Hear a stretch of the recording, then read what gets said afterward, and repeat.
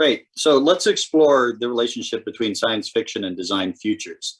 Perhaps we can begin by pointing out that designers have an affinity towards science fiction in the sense that designers, although they might operate in the present, are always planning for things in the near future. And as a consequence, by jumping ahead to science fiction as the distant future and pulling it back in time, backcasting as it were to the present, we have great opportunities to reinterpret emergent technologies before they actually emerge. One example I can think of from my own research when I started down this path was how Ridley Scott brought in the industrial designer Sid Mead to help develop the direction for the stage sets for the film Blade Runner, which was a mixture of film noir and science fiction. We know that science fiction and design both operate with a strong degree of modernist technological determinism, where the technology changes everything beyond the realm of the technical.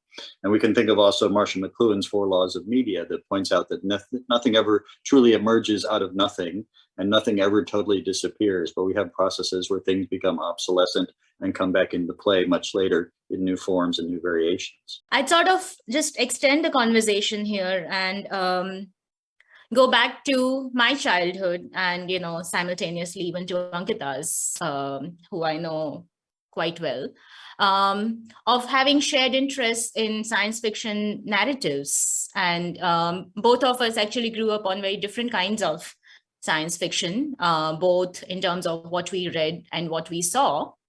And they almost shaped our imagination. And this is a realization we have had only in the past 6 months when we began to work with science fiction in a more rigorous and, perhaps an academic way as well.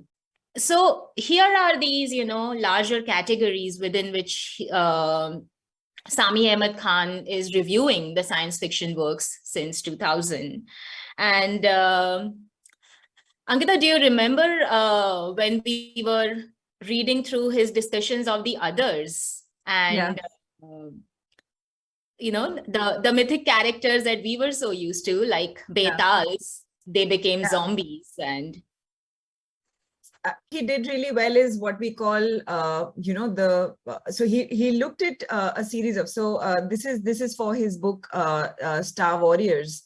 And one of the things that beyond structuring the series of works under this tripartite structure, what came across really well, like what Ishita said, was that motifs like Hindu gods or, Islamic angels, Indian clone generals. So he looked at works that sort of co-opted all of these Western or global pop culture influences such as time travel or aliens, faster than light travel, bioengineered superhumans, but sort of combine that with a very, very local, what we call masala, that makes it very uniquely local and offers almost a critique of both the global conversations that are happening in science fiction, but also very much the local context, which is, mainly, so Sami Ahmed looked at a lot of narratives which were based in India and just a lot of Indian nationalist politics, Indian, the gender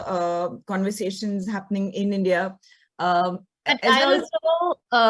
also remember in this, sorry to cut you off, but this collusion that you sort of pointed out, in that space, we also realized that something new was bubbling, right? I mean, suddenly zombies were not just simple undeads.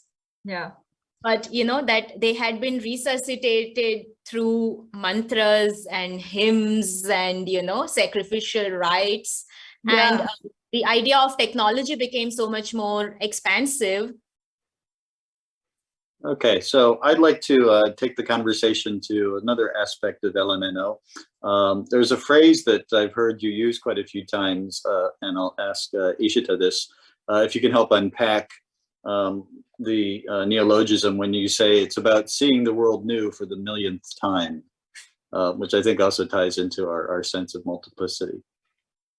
Yeah, it ties to a sense of multiplicity, but it also, for me, is about tending and attending and, being intimate with the world, right? And paying very close attention, not just to the world, but what the world does back.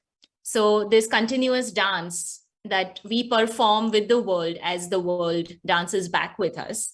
And in that dance, new sensorium emerges.